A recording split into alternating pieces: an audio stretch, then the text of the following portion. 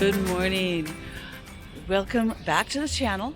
We are at the Seattle Center this morning. I am on a meetup photo walk with the Seattle Photo Walks meetup group.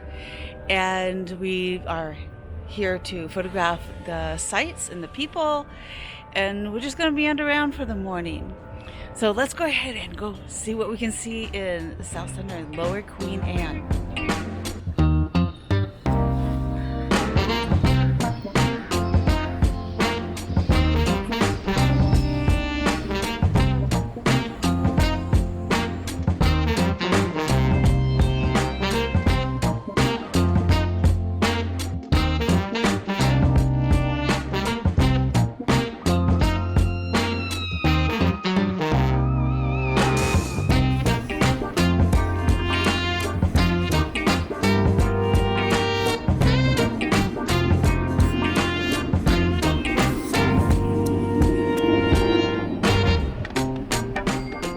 There's not a lot of people here. It's really early. I came early, mainly because I wanted to get a cup of coffee and do some writing before I met up with everybody. But it's such a tourist attraction. So many sights to see here that in a few hours there'll be more people. Right now it's just the early birds and the joggers, and it's nice and quiet. And I remember when I would come down here as a kid, it was always just so loud and vibrant and exciting. And right now it's not that, but it will be soon.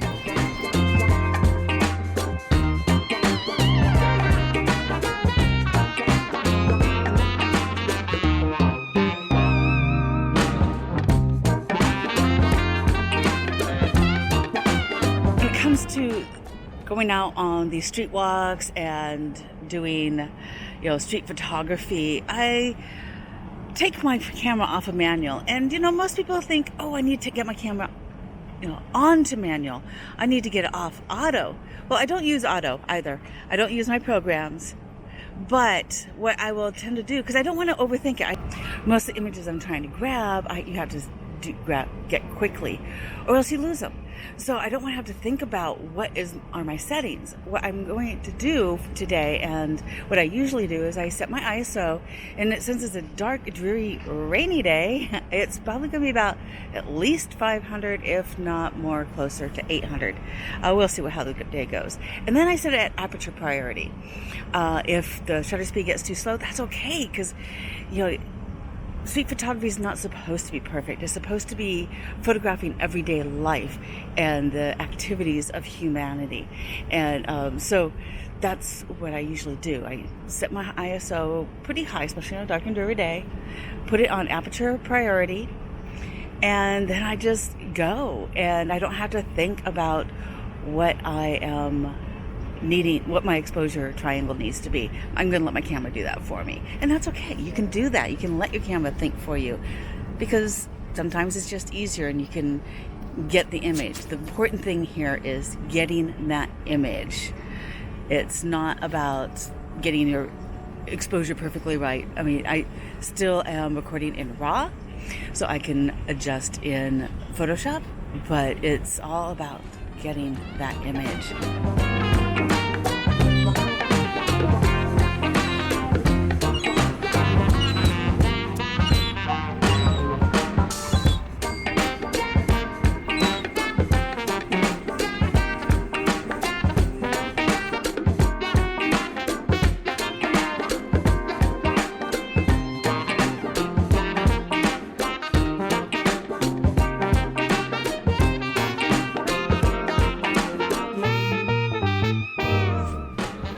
When it comes to street photography, there's also ethics in play.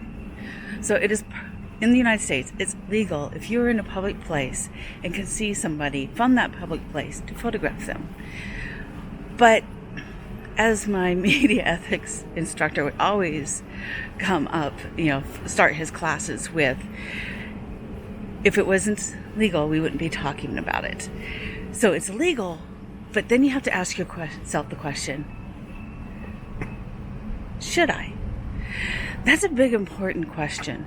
There are certain ethical dilemmas coming up with that question. Children, should you photograph children? Men, I'm sorry to say, you will always be seen as a creep if you point your camera at a child. It's just the way it is. Women have a little bit more leeway. But really, then again, should you? What is your purpose? And that's the other question you have to ask yourself when you're asking, should I? Because what is your purpose with the image?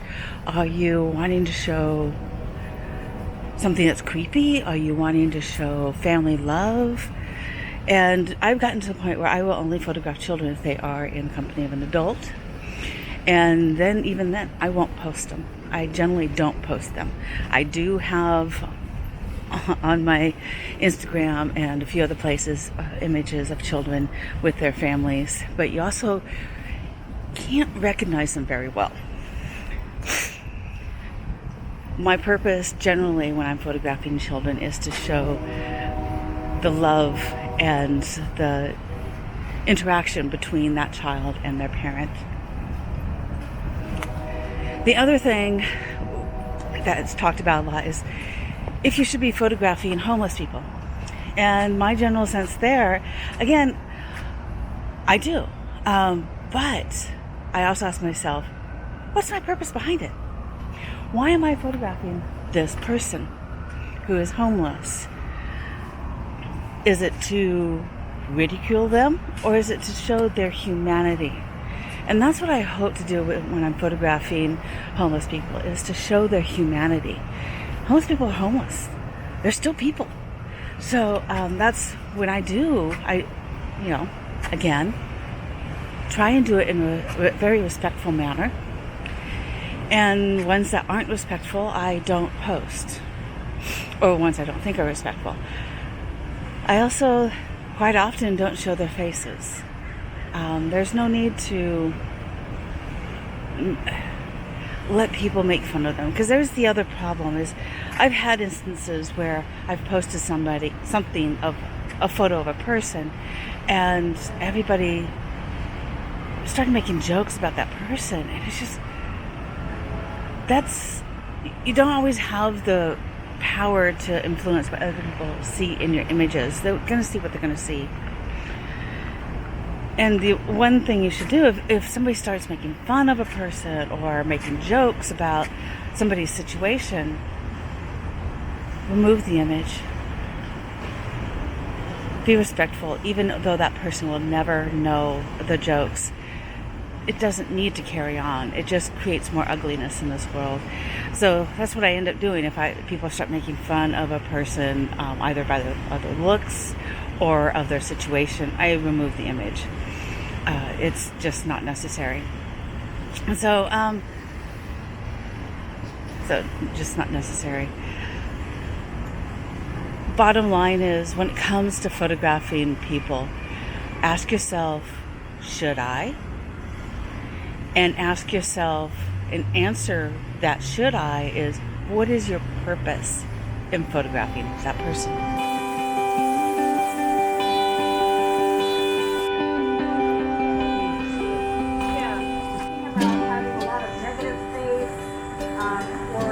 Really like fine-tuning your subject to be kind of smaller in the frame, with, again, the soft and negative state.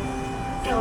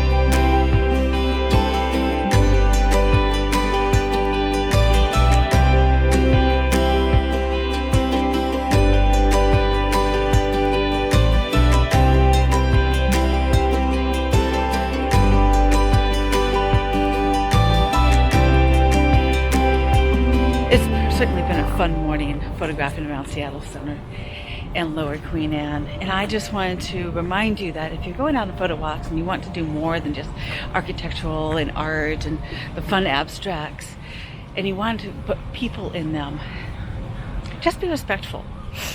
I mean, you are perfectly legal to take pictures of people in public spaces, but just be respectful. I mean, ask yourself, why am I taking this photo? Is it to honor the person that I'm photographing, or is it because I want to laugh at them or ridicule them or humiliate them?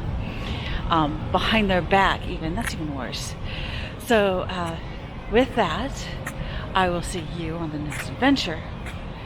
And if you like this video, make sure you give it a thumbs up and hit the subscribe button. That's even better. Even better than that, hit that bell so you know when the next adventure is happening. And I will see you later. Bye.